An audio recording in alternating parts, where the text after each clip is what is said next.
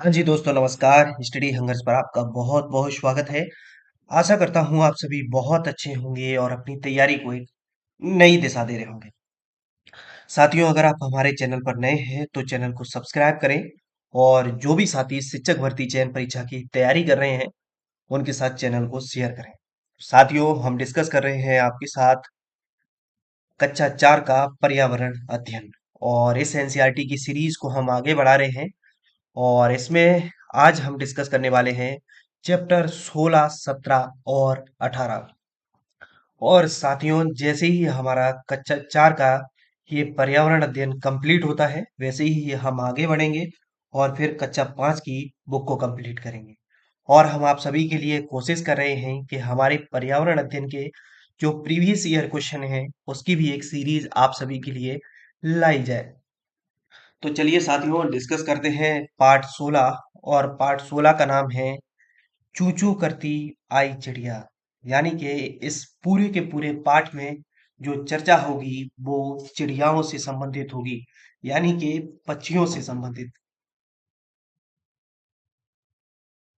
पक्षी जो है वो किस प्रकार अपना घोंसला बनाते हैं, ठीक है। पक्षियों की जो चोंच है, किस किस प्रकार की चोंच होती हैं, पंजे जो होते हैं, ठीक है। इस पार्ट से बहुत सारे इंपॉर्टेंट फैक्ट्स देखने को मिले हैं जो कि कई टेट परीक्षाओं में आए हुए हैं। चलिए तो आगे बढ़ते हैं और डिस्कस करते हैं। दोपहर के ठीक 3 बजे हैं।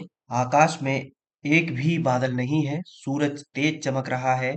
गौरैया, फाख्ता, शक्करखोरा सब अपनी अपनी जोड़ी बनाकर अपना घोंसला बनाने की तैयारी में लगे हुए हैं। तो यहाँ पर देखिए कि सभी पक्षी अपना अपना घोंसला बनाने के लिए तैयारी में लगे हुए हैं। वो घोंसला उन्होंने, कई ऐसे पक्षी हैं जिन्होंने अपने घोंसले बना भी लिए हैं, उसमें से अंडों में से बच्चे भी निकल आए हैं। और वो अपने नन्हे बच्चों को तरह तरह के कीड़े और कई अन्य तरह की चीजें खिला रहे हैं। अब यहाँ पर देखिए एक फैक्ट हमें देखने को मिल रहा है। गिजू भाई बदेका जो कि गुजरात में रहते थे, वे बच्चों के लिए मजेदार किस्से, कहानियां और पत्र लिखते थे। उनके द्वारा बच्चों को लिखे इस पत्र में आसपास के पक्षियों के बारे में बताया गया है। इस पत्र को पढ़ने के बाद बच्चों को अपने आसपास के पक्षियों को देखने के लिए प्रोत्साहित करें तथा उन पर चर्चा करें। तो देखिए एक फैक्ट यहाँ से बन जाएगा। कई बार व्यक्तियों से संबंधित क्वेश्चन आते हैं परीक्षा में, तो पूछ लिया जाता है कि कौन व्यक्ति किस राज्य से संबंध रखता है। तो पूछ सकते हैं कि गिजू भाई बदेका किस राज्य से हैं। तो गुजरात में रहते थे और ये क्या कार्य करते थे, तो ये बच्चों के लिए मजेदार किस्से, कहानियां और पत्र लिखते थे, ठीक है। तो ये फैक्ट आप याद रखें। अब देखिए यहाँ पर क्या है कि ये मतलब एक स्टोरी सी दी गई है कि गोपाल भाई के घर वाली सड़क के किनारे बहुत सारे पत्थर हैं और इन पत्थरों के बीच खाली जगह में कलचड़ी यानी कि इंडियन रोबिन ने अंडे दिए हैं। बच्चू भाई ने मुझे वह जगह दिखाई। मैंने दूरबीन से घोंसले में देखा। घोंसला घास से बना है और उसके ऊपर पौधों की नाजुक टहनी, जड़ें, ऊन, बाल, रुई सब बिछा है। कलचिड़ी का घोंसला ऐसा ही होता है। ठीक है, तो एक क्वेश्चन आप याद रखें कि कलचिड़ी को इंडियन रॉबिन के नाम से भी जाना जाता है। ठीक है, ऐसे क्वेश्चन को पूछ सकते हैं कि चार नाम दे दिए जाएंगे, इनमें से इंडियन रॉबिन किसका नाम है। तो याद रखें, इंडियन रॉबिन और कलचिड़ी एक ही बात है। ये चिड़िया आपको पहले बहुत देखने को मिलती थी, अब धीरे धीरे विलुप्ति की कगार पर है। ठीक है। अब देखिए यहाँ पर पूरी घोंसलों की बात हो रही है। यहाँ पर ये चित्र दिया गया है, कौवा भी इस चित्र में दिया है। कौवा से रिलेटेड भी एक फैक्ट आएगा। ठीक है। अब देखिए एक फैक्ट यहाँ पर बनता है हमारा। तुम जानते ही हो कोयल मीठा गाती है। देखिए ये कोयल है, पर क्या तुम्हें पता है वह अपना घोंसला बनाती नहीं है। वह कोए के घोंसले में अंडे दे देती है। कौवा अपने अंडों के साथ कोयल के अंडों को भी सेता है। ठीक है, तो ये मोस्ट इम्पोर्टेंट क्वेश्चन है। कई जो हमारी शिक्षक भर्ती परीक्षाएं होती हैं उनमें ये बार बार देखने को मिलता है कि ऐसा कौन सा पक्षी है जो अपना घोंसला नहीं बनाता, दूसरे पक्षी के घोंसले में अंडे देता है। तो यहाँ पर कोयल खुद का घोंसला नहीं बनाती है, ये कौवे के घोंसले में अंडे देती है। ठीक है, याद रखें। अब देखिए आगे बढ़ते हैं और देखते जाते हैं कि हर पक्षी की अलग अलग यहाँ पर विशेषता दी है। ये है दर्जन चिड़िया, ठीक है। यहाँ पर आप देख पा रहे होंगे। और इसने क्या किया है कि ये दो पत्तों को इस तरीके से अपनी चोंच से सिल दिया है। देखिए आप इस चित्र में, तो घर की दीवार के आले में कबूतर भी ऐसे ही अपना घोंसला बनाता है, पुराने मकान या खंडरों में। बसंत गोरी जो गर्मियों में टुक टुक करते रहते हैं, पेड़ के तने में गहरा छेद बनाकर उसमें अंडे रखते हैं। तो ये पक्षियों के मतलब कौन सा पक्षी कहाँ घोंसला बनाता है, तो उसकी बात हो रही है। तो कबूतर जो है वो पुराने मकान या खंडरों में अपना घोंसला बना लेता है। बसंत गौरी जो है, बसंत गौरी पेड़ के तने में गहरा छेद बनाकर उसमें अंडे रखता है। ठीक है। अब दर्जन चिड़िया की बात हो रही है, तो दर्जन चिड़िया का तो जैसा नाम है वैसा काम, यानी कि दर्जन यानी कि दर्जी। देखिए अब ये क्या कर रही है, इस पूरे के पूरे पत्ते को सिल देती है। वह अपनी नुकीली चोंच से पत्तों को सी लेती है और उसके बीच में बनी थैली को अंडे देने के लिए तैयार करती है। यही है उसका घोंसला। तो इस तरीके से प्रश्न बन सकता है कि मतलब ऐसा कौन सी चिड़िया है या ऐसा कौन सा पक्षी है जो मतलब पत्तों को अपनी चोंच से सी लेता है और फिर उसमें अंडे देता है। तो याद रखें, दर्जन चिड़िया। ठीक है। अब देखिए यहाँ पर ये शक्कर खोरा की बात हो रही है, शक्कर खोरा है ये।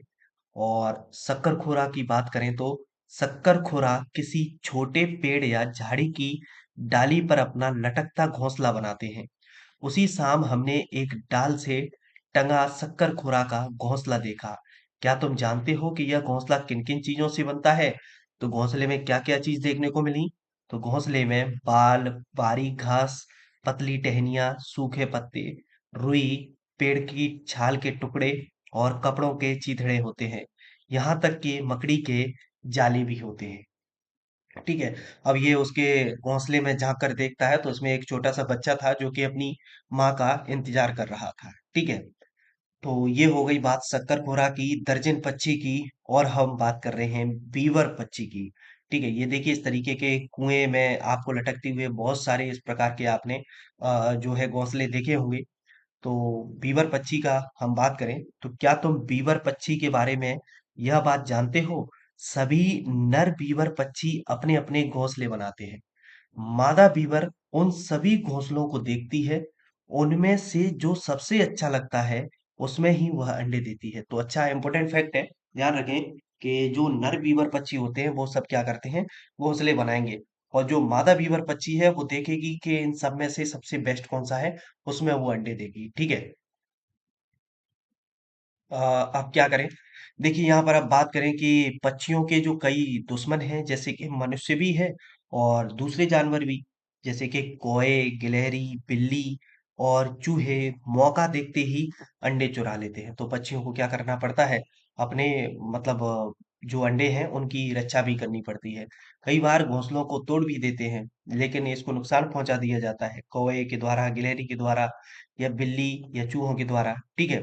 इन सब से बचकर रहना, खाना खोजना, घोंसला बनाना, अंडे सेना और बच्चों को पालकर बड़ा करना, यह हर एक पक्षी की परीक्षा है। तो पक्षी अपना क्या है कि पूरा का पूरा जीवन इस तरीके से गुजारते हैं। और जब वो बच्चे उनके बड़े हो जाते हैं तो क्या करते हैं, जो पक्षी है वो अपने उस घोंसले को छोड़कर चले जाते हैं। ठीक है। अब एक पहेली दी है यहाँ पर, एक पक्षी ऐसा जिसकी दुम पर पैसा, फिर से दुम तक सिर से दुम तक दिखे नीला ही नीला। और संकेत दे दिया बच्चों के लिए हमारा राष्ट्रीय पक्षी, तो बच्चे तुरंत बता देंगे अगर बच्चों को पता होगा, मोर। ठीक है। चलिए अब आगे बढ़े, इसमें और देखें क्वेश्चन। देखिए इसमें और क्या है। अब ये घोंसला बनाने के लिए क्या क्या प्रयोग करते हैं, तो ये बता दिया हमने। देख लिया कि ये मतलब पेड़ की टहनियों का, घास फूस का, रुई का, बालों का, इनका प्रयोग करते हैं। पक्षी केवल अंडे देने के लिए घोंसला बनाते हैं। जब अंडों से बच्चे निकल जाते हैं तो वे घोंसला छोड़कर उड़ जाते हैं। सोचो कैसा होता अगर हमें भी अपना घर छोड़कर कहीं चले जाना पड़ता जब हम चलने बोलने लगे। ठीक है। तो बच्चों को हम ये इमेजिन भी करवाएंगे क्लास में कि बेटा सोचो अगर आप बड़े हो गए, चलने बोलने लगे, अब आपको अपना घर छोड़ना पड़ता, दूसरी जगह जाना कर रहना पड़ता, तो कैसा लगता आपको? ठीक है। तो घोंसला छोड़कर पक्षी अलग-अलग जगह चले जाते हैं, जैसे कि पेड़ों पर, जमीन पर और पानी में। और दूसरे जानवर भी अलग-अलग जगहों पर रहते हैं, कुछ जमीन पर, तो कुछ जमीन के नीचे और कुछ पेड़ों पर, तो कुछ पानी में। ठीक है। अब देखिए आगे बढ़े तो इसमें पक्षियों के पंजे, और इसमें कहा गया है कि जिसका जैसा काम है उसके वैसे पंजे हैं। तो इस तरीके का जो अगर जिसके पंजे हैं तो उसे पानी में तैरने के लिए है, और इस तरीके के पंजे हैं तो उसको टहनियों को पकड़ने के लिए हैं। ये इस तरीके के पंजे शिकार पकड़ने के लिए हैं।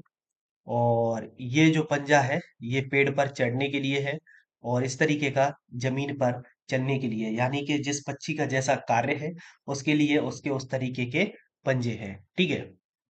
अब बात हो रही है पक्षियों की चोंच जैसा खाना वैसी चोंच। तो जिस पक्षी का जैसा खाना है उसकी उस प्रकार की चोंच है। जैसे कि मांस चीरने फाड़ने के लिए इस तरीके की चोंच। ठीक है। लकड़ी में छेद करने के लिए ऐसी चोंच रहेगी। फूलों का रस चूसने के लिए ये ऐसी चोंच दी है भगवान ने इसको। ठीक है। कीचड़ में छानबीन करके कीड़े खोद कर निकालने के लिए ऐसी चोंच है भाई।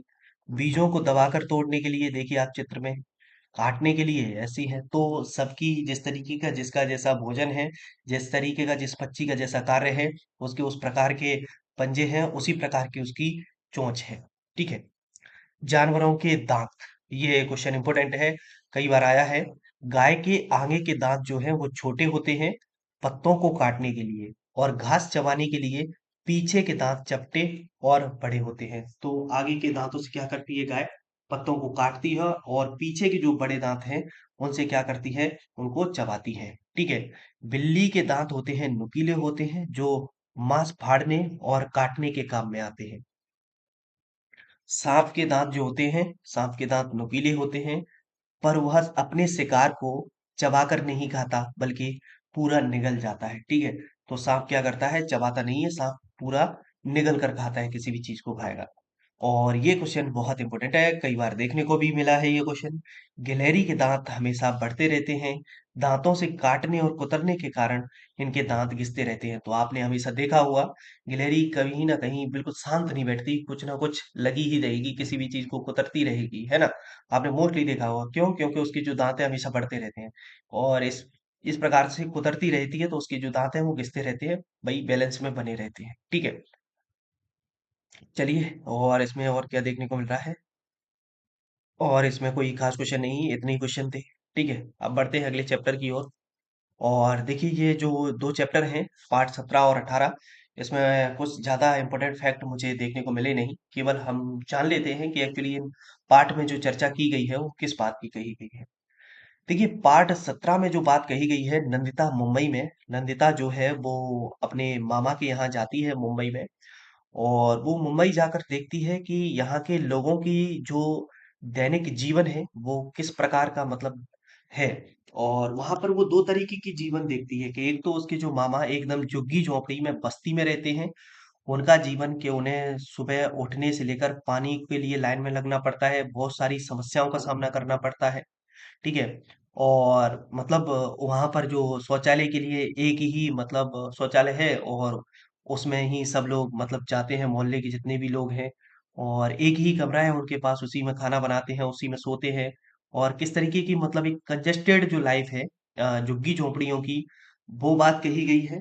और दूसरी तरफ इसकी जो नंदिता की मतलब मामी है, वो क्या है कि कई बड़े घरों में मल्टियों में काम करने जाती हैं। तो एक वहाँ की लाइफ दिखाई गई है कि वहाँ का जो जीवन है वो किस तरीके का मतलब आरामदायक और फैसिलिटी वाला जीवन है। तो ये बात इसमें कही गई है। ठीक है, चलिए आगे बढ़ते हैं और थोड़ा सा इसमें नजर डालते हैं। ये स्टेशन पर नंदिता और इसकी माँ पहुंच जाती हैं, इसके मामा इसको लेने के लिए पहुंच जाते हैं वहां पर। और माँ के भाई को मामा कहते हैं। बच्चों से पूछिए कि वे अपने माँ के भाई को क्या कहते हैं। तो अलग अलग क्षेत्रीय आधार पर अलग अलग नामों से भी जाना जाता है। सामान्यतः माँ के भाई को मामा ही कहते हैं सभी जगह। ठीक है। अब साउथ में अलग अलग जानेंगे, और क्षेत्रीय आधार पर किसी के यहाँ किसी अलग नाम से जानते होंगे। ठीक है।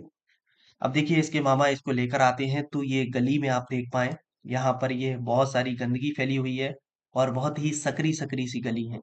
जब ये घर पर आ जाती है तो देखती है कि देखिए इनके जो यहाँ पर खाना बन रहा है, यहीं पर एक ये खटिया पे सो रहे हैं, मतलब एक बहुत ही कंजेस्टेड सा जीवन है।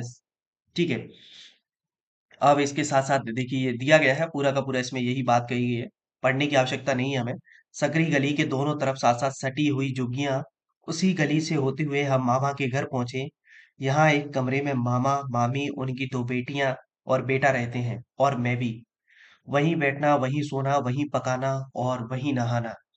हमारे गांव के घर में भी वो बताती है, फिर उसके गांव के घर में भी एक कमरा है, लेकिन वहाँ नहाने की जो जगह है वो अलग है, बाहर आंगन भी है। अब पानी की किल्लत हो रही है शहर में, देखिए पानी की भी बात इसमें कही गई है कि सुबह 4 बजे उठ जाते हैं और नल पर पानी भरने के लिए लाइन लगानी पड़ती है।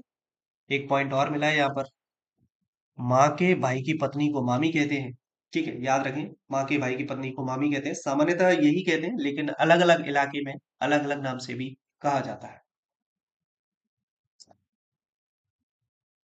देखिए ये पानी भरने के लिए भाई कितनी लड़ाई हो रही है, और ये तो हम देख चुके हैं कि जितने भी जो मतलब शहरी क्षेत्र में जहाँ पर झुग्गी झोपड़ियां हैं, वहाँ की स्थिति जो है वो इसी प्रकार की है। ठीक है, अब देखिए यहाँ पर ये पानी को लेकर काफी लड़ाई हो रही है।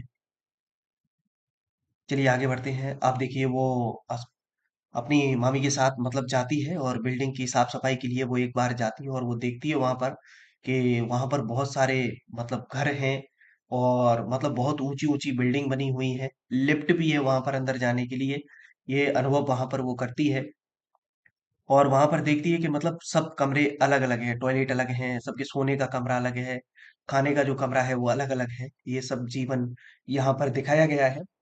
और वहीं से वो झाँक कर देखती है, मतलब वहीं की जो ऊंची मल्टी है, वहां से वो झाँक कर देखती है नीचे, तो जिस बस्ती में उसके मामा रहते हैं वो उसे वहां से दिखाई देती है। देखिए ये ऊंची मल्टियां यहाँ पर दिखाई गई हैं, और यहाँ पे ये झुग्गी झोपड़ी दिखाई गई है। ठीक है, दोनों जीवन दिखाए गए। पाठ में मामा की बस्ती और ऊंची बिल्डिंग के बीच के अंतर की बात की गई है। इनके कारणों पर चर्चा करते समय बच्चों को उनके अनुभवों से और भी अंतर और उसके कारणों के बारे में सोचने के लिए प्रोत्साहित किया जा सकता है। अब हम बच्चों से कहेंगे बेटा ऐसा क्या है कि दोनों जगह पर मतलब अलग है। एक व्यक्ति जो है मतलब झुग्गी झोपड़ी का जीवन जी रहा है, एक व्यक्ति जो है कि मतलब इस तरीके का मतलब बिल्डिंग वाला जीवन जी रहा है। तो बच्चे सोचेंगे कि इसका कारण क्या-क्या हो सकता है, तो हम बच्चों को उसको बताएँगे बाकायदा, बेटा इसका कारण शिक्षा भी है ना? इसका कारण मतलब लोगों का आय भी है, जिसकी जैसी इनकम है उस हिसाब से लोग वहाँ पर रह रहे हैं। तो ये जब चीज़ों की चर्चा करेंगे तो बच्चे उस चीज़ को बेहतर तरीके से समझ पाएँगे। ठीक है? और देखिए यहाँ पर ये अब क्या हुआ है, यहाँ पर एक बात होती है कि मतलब इनको शिफ्ट कर दिया जाता है। ये झुग्गी-झोपड़ी हैं, उनको मतलब हटा दिया जाता है वहाँ से, और इनको शिफ्ट करने के लिए दूसरी जगह मतलब दे दी जाती है कि आपको जो एक नोटिस दिया जा रहा है, और आपको जो जगह अलॉट की जा रही है वो एक शहर से थोड़ी-सी दूर अलॉट की जा रही है। झुग्गी-झोपड़ियाँ यहाँ से हटाई जा रही हैं। तो वो सोचती है कि मतलब जब नई जगह पहुँचेंगे, तो वहाँ पर पानी की समस्या आएगी, बिजली की समस्या आएगी और बहुत सारी दिक्कतें आएँगी। और उस जगह से वो अपनी माँ के पास, जो उसकी माँ हॉस्पिटल में भर्ती है, वहां भी नहीं जा पाएगी। तो ये पूरा का पूरा इसमें चर्चा की गई है। नंदिता के मामा के परिवार की तरह ही कई लोगों को अपने घर छोड़ने पड़ते हैं। कक्षा में इनके कारणों पर चर्चा करवाई जा सकती है। इस बदलाव से उन परिवारों पर पड़ने वाले प्रभाव पर भी चर्चा हो सकती है। तो हम बच्चों को इस बारे में बताएं कि बेटा कई बार होता है कि मतलब ये जो है वो अवैध तरीके से बने हुए हैं, सरकार को लगता है कि ये अवैध है, यहाँ पर लोग मतलब रह रहे हैं, उस मतलब रहना इलीगल है, और यहाँ पे सरकार हटाकर मतलब उस क्षेत्र को और अच्छा करना चाहती है, तो लोगों को शिफ्टेड कर दिया जाता है, दूसरी जगह दे दी जाती है। कई बार जैसे कि उदाहरण देकर आप समझा सकते हैं, कई बार क्या है कि जो बांध बनाए जाते हैं, बांधों के मतलब अंदर जो गांव आ रहे होते हैं, उन लोगों को दूसरी जगह जमीन दे दी जाती है, उनको शिफ्ट कर दिया जाता है दूसरी जगह। जब ये लोग एक जगह से अपना घर परिवार सब कुछ छोड़कर जाते हैं और दूसरी जगह जाते हैं, तो उनको क्या क्या समस्याओं का, क्या क्या परेशानियों का सामना उन्हें करना पड़ता है। तो ये चीज हम बच्चों से कक्षा में चर्चा करवा सकते हैं। ठीक है, चलिए इस पाठ में इतना ही है। अब बढ़ते हैं अगले पाठ की ओर, और अगला पाठ है पाठ 18, पानी कहीं ज्यादा कहीं कम। इस पाठ में जो बात कही गई है, कुछ कुछ जगह मतलब पानी जो है वो बहुत मतलब ज्यादा मात्रा में है, और मतलब वैसे ही फैल रहा है, और कुछ कुछ जगह स्थिति ऐसी है कि लोग एक एक बूंद के लिए भी तरस रहे हैं। और मतलब इसमें पानी अगर गंदा पी रहे हैं तो पानी से होने वाली बीमारियों के बारे में भी बताया है। ठीक है, वहीं पर एक ये चित्र है, देखिए इस चित्र में एक व्यक्ति के घर एक मेहमान आते हैं, और उसके पिता मतलब कहते हैं कि बेटे से कहते हैं कि बेटा जाओ कोल्ड ड्रिंक लेकर आओ। तो वो जो मेहमान है वो कहता है कि नहीं नहीं, मैं कोल्ड ड्रिंक नहीं पीता, आप तो मुझे बस एक गिलास पानी दे दीजिए। तो उस बच्चे के पिता कहते हैं कि ये पानी आप ना पिए, क्योंकि ये पानी गंदा है, और हम तो ये है कि हमें हमारी मजबूरी है, इस वजह से हमें ये पानी पीना पड़ रहा है। और पानी की जो है वो बहुत हमारे यहाँ पानी की बहुत किल्लत है। ठीक है, एक तो ये स्टोरी हो गई इसकी।